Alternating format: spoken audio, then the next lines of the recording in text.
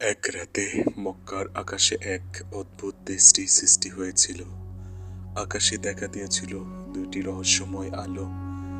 আলোর উৎস ছিল এক ফেরেশতা, যিনি আসমান থেকে নেমে এসেছিলেন। তার হাতে ছিল একটি অত্যন্ত বিশেষ রচনা, একটি সূরা, যার মাত্র 7টি আয়াত ছিল। এটি এমন একটি সূরা যা আল্লাহ নিজেই কোরআনের মা হিসেবে অভিহিত করেছেন। এর নাম সূরা ফাতিহা।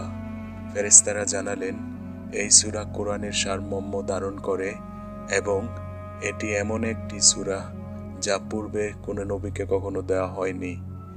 তার উপস্থিতি থেকে যে আলো আকাশে ছড়িয়ে পড়েছিল তা কেবল পৃথিবীকে আলোকিত করেছিল না, বরং সমস্ত মুমিনের অন্তরকে গভীর শান্তি এবং আল্লাহর প্রতি বিশ্বাসে পূর্ণ করে দিয়েছিল। এটি সবার জন্য এক অসীম উপহার, যা মানুষের জীবনকে বদলে দিতে সক্ষম। সূরা ফাতিহা আমাদের জন্য শুধু একটি সূরাই নয়, এটি একটি যাত্রা, একটি সংলাপ, একটি গোপন রহস্য। প্রতিদিন আমরা নামাজে এই সূরা পড়ি, কিন্তু কি জানি প্রতিটি আয়াতের পর আল্লাহ নিজে আমাদেরকে উত্তর দেন। হাদিসে কুদসিতে আল্লাহ বলেছেন, আমি আমার বান্দার সাথে নামাজকে 2 ভাগে ভাগ করেছি।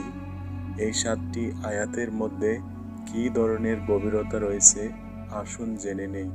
প্রথম আয়াত, বিসমিল্লাহির রহমানির রহিম। আল্লাহর নামে, পরম করুণাময়, অসীম দয়ালু। এই আয়াতটি আমাদের প্রতিদিনের জীবনের শুরুতে আল্লাহর নামের সাথে প্রতিটি কাজ শুরু করার গুরুত্বপূর্ণ শিক্ষা দেয়। দ্বিতীয় আয়াত, ইহদিনাস সিরাতাল মুস্তাকিম।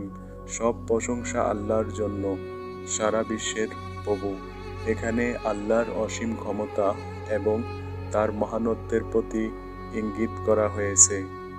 তৃতীয় আয়াত, ইহদিনাস সিরাতাল মুস্তাকিম।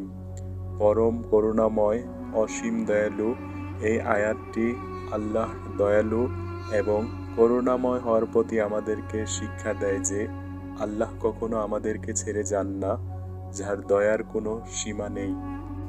মালিকি ইয়াউমিদ্দিন, বিচারের দিন, প্রতিদানের অধিকারী।